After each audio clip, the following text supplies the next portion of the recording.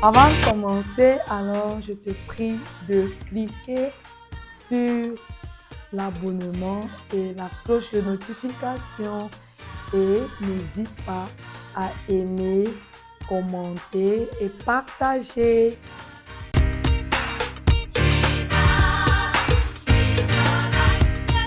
Alors, ici mon Missine de retour avec une nouvelle vidéo et cette semaine, je vous entretiens sur les 5 manifestations du Saint-Esprit en toi.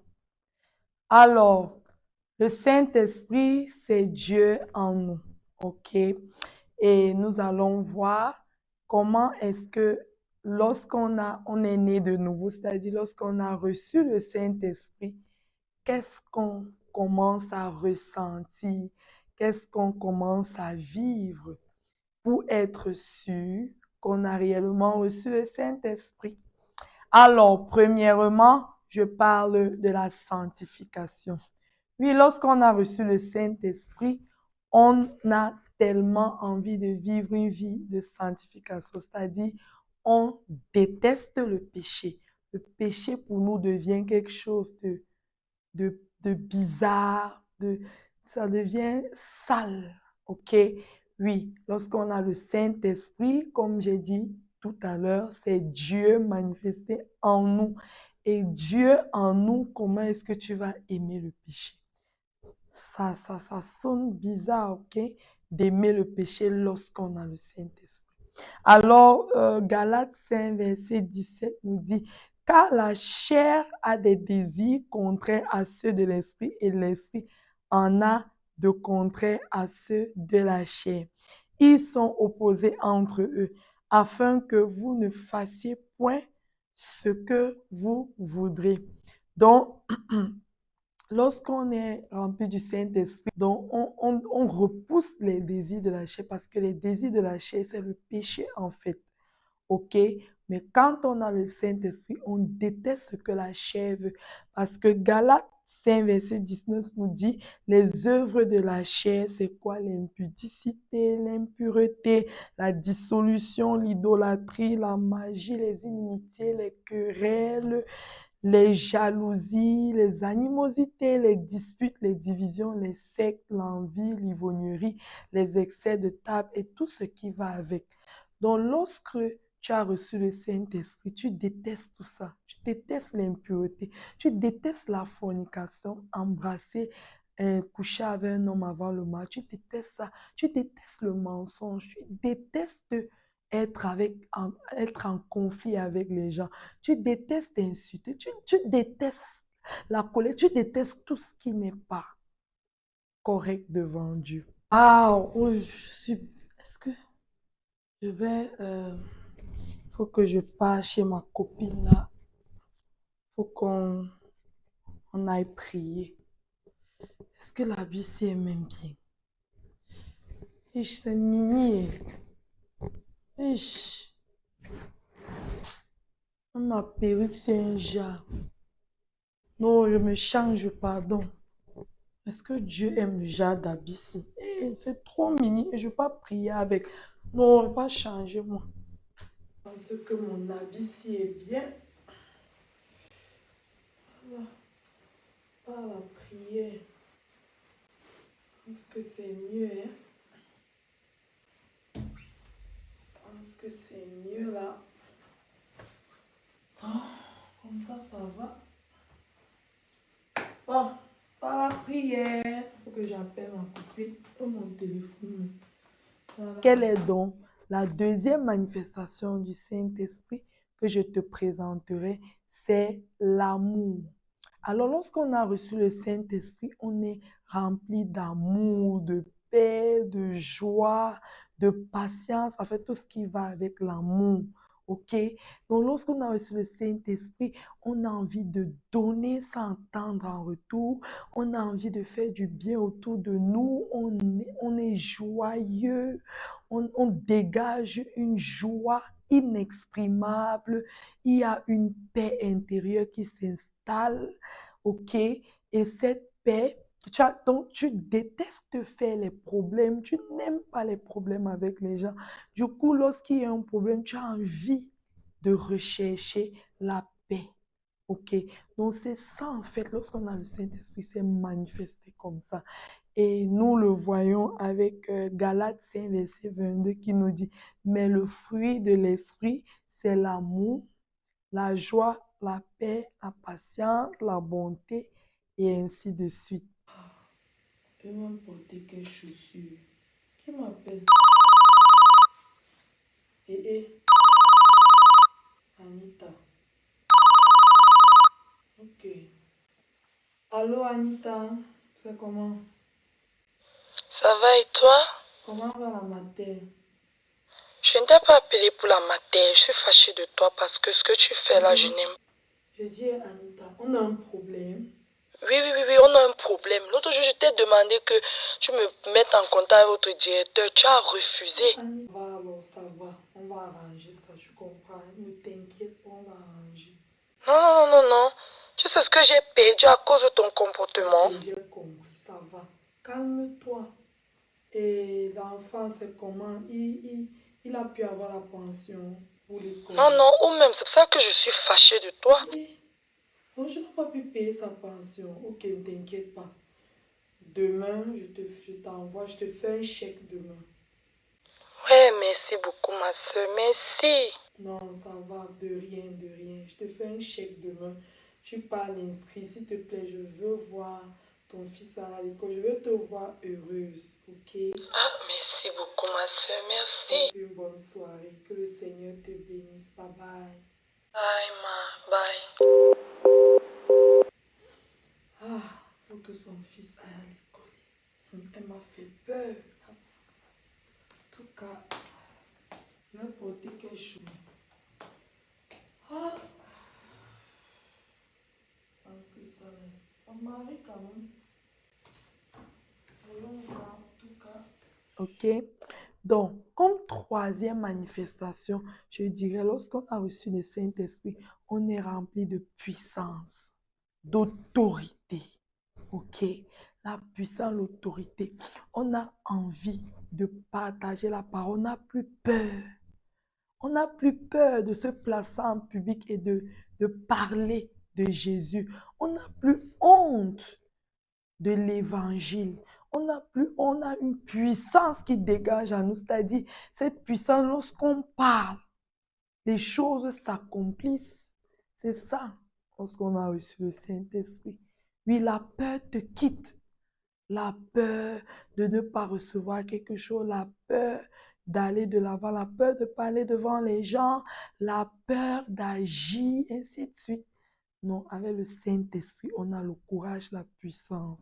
OK? Et on le voit avec Acte 1, verset 8, qui nous dit, mais vous recevrez une puissance, le Saint-Esprit survenant sur vous, et vous serez mes témoins à Jérusalem, dans toute la Judée, dans la Samarie et jusqu'aux extrémités de la terre. Donc tu reçois cette puissance qui fait. Tu as seulement envie de parler de Jésus. Tu n'as plus peur de qui va t'arrêter. Tu n'as plus peur de où le Seigneur t'envoie. Tu sais pas, tu as cette confiance intense en Dieu. Alors, comme quatrième manifestation, je dirais l'acte prophétique.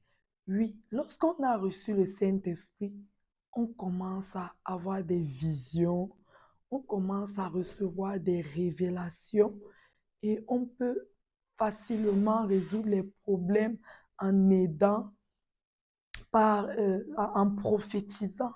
OK? Donc, lorsqu'on a reçu le Saint-Esprit, le don de prophétie augmente. OK? Donc, tu commences à avoir même des rêves qui annoncent certains messages. Et nous allons le voir avec Acte 2, versets 17 à 18. Dans les derniers jours, Dieu dit, je répandrai de mon esprit sur toute chair. Vos fils et vos filles prophétiseront, vos jeunes gens auront des visions et vos vieillards auront des songes. Donc, lorsque tu as reçu le Saint-Esprit, tu commences à avoir des songes, des visions. Tu commences à dire des choses qui te viennent à l'esprit et ce que tu dis est correct. que tu vas voir quelqu'un qui a reçu le Saint-Esprit, va te dire, le Seigneur me dit que tu pas de temps quand le Seigneur parle comme ça, quand on vient te parler, tu as toujours l'impression que c'est le maraboutage ou bien tu as l'impression que c'est la magie et tout. Non, lorsque tu as le Saint-Esprit, c'est pas seulement le pasteur qui peut prophétiser, même toi qui me regarde, tu peux prophétiser. Ok? Il suffit d'avoir une relation sincère avec Dieu et il va te révéler son cœur. Parce qu'il a dit qu'il a envoyé le Saint-Esprit nous annoncer toute la vérité.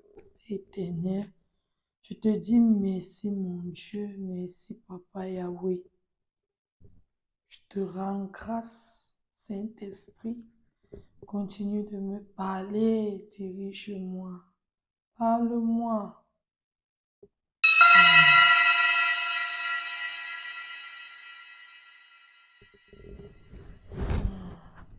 Qu'est-ce que je reçois dans mon esprit comme ça? Qu'est-ce que je reçois? Gisèle. Gisèle doit préparer son... Je ne sais pas qu'elle va passer, mais les gens menacent pour qu'elle ne passe pas son examen.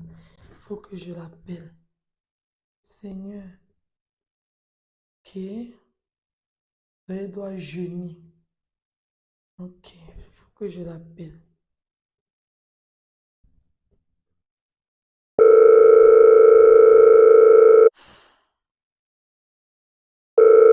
Allô? Oui, allô? Oui, Gisèle, comment tu vas?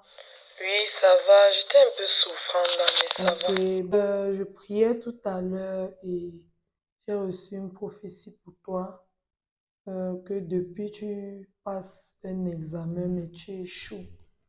C'est ça? Eh oui, c'est ça. Ok, donc le Seigneur dit que cette fois-ci tu vas réussir, mais que tu dois prendre un moment de jeûne. Ok? De combien de jours ça se passe Oui. comment? Dis-moi un peu. Je peux prendre même si c'est une journée ou 3 jours. Ça dépend, 7 jours, comme l'Esprit va te conduire. Mais prie avant de commencer ton jeûne et tu verras, Dieu va te parler. Ok, c'est noté. Merci beaucoup. Ok, Vraiment, reste merci. fort, porte-toi bien, que le Seigneur te bénisse. Amen. Merci, bye Merci bye. beaucoup. Merci. Oh, merci Saint-Esprit de m'utiliser pour prophétiser dans les vies des uns et des autres. Et comme cinquième manifestation, je parlerai du parler en langue. Oui, lorsqu'on a reçu le Saint-Esprit, on a cette capacité de parler en langue. Ok, on a cette capacité de parler en langue et nous voyons ça dans Marc 16, verset 17 à 18, où le Seigneur nous dit, voici les miracles qui accompagneront ceux qui ont cru. En mon nom, ils chasseront les démons, ils parleront de nouvelles langues. Et nous avons même Romains, je crois que c'est Romains 8, verset 25 à 26, qui nous dit que lorsqu'on ne sait pas prier, l'Esprit intercède pour nous par des soupirs et des gémissements. C'est toujours une façon de parler en langue. Et il y a aussi 1 Corinthiens 14. Si tu veux mieux comprendre ce que c'est le parler en langue, il y a 1 Corinthiens 14. Et dans le livre des Actes, où le Seigneur dit, le Saint-Esprit est descendu sur les apôtres et ils ont commencé à parler de diverses langues. Donc, lorsque tu as reçu le Saint-Esprit, tu es capable de parler en langue, de prier en langue. Et lorsque tu le fais, le Seigneur te révèle davantage les choses. Et le parler en langue, c'est le langage des anges et de Dieu. Lorsque tu parles en langue, le diable n'arrive pas à t'écouter. C'est pour ça qu'il lutte ceux qui parlent en langue. Ok, lorsque tu parles en langue, tu es en train de parler des mystères. T'as fait ce qui est mal parlé au client. Qu'est-ce qui m'a même pris? Si le patron maintenant apprend, ça veut faire comment? Il veut perdre mon travail. Hey, maman. Seigneur, oh mon Dieu, je veux faire comment? Saint-Esprit, aide-moi, touche mon patron, pardon, qu'il ne fasse rien de mauvais. Ah, je peux faire comment? Il peut faire comment? En tout cas, Saint-Esprit, Kareba shekende baro sata rekende baba doro shekende bareke ori baba basende borikada. Saint-Esprit, touche le cœur du patron rekende barabo shande. Oh Saint-Esprit, intercède pour moi rekende mandoro shikale ma rekende. On va m'appeler, on va m'annoncer une bonne nouvelle. Qui m'appelle? Baba, ma collègue. Ok. Allô? Oui, allô, ma soeur Charlène. Oui, madame, comment vous allez? Ça va bien, madame? Et vous-même? Non, l'affaire là, non, l'affaire que j'ai causée au bureau là, ça me dérange, mais j'étais en train de prier comme ça. Par rapport à l'incident avec le patron de la dernière fois là. Oui, non. Comment veux-tu me renvoie? Non, il ne faut même pas vous inquiéter, c'est pour ça que je vous appelle. Dit que Oui, le patron lui-même a dit qu'il ne faut même pas vous déranger par rapport à ça. ah bon? Oui, il a déjà géré le problème là depuis, c'est terminé depuis. On n'en parle même plus, comment? Maman, ne me dites pas. Et vraiment, il faut être en paix par rapport à ça. Tout va bien. Oui, Dieu est bon. Je venais en train de prier comme ça que le Seigneur m'aide. Ici la fin de cette vidéo. J'espère qu'elle t'a plu et sache que il ne faut pas baisser les bras et ce que tu dois reconnaître c'est que what God cannot do does not exist.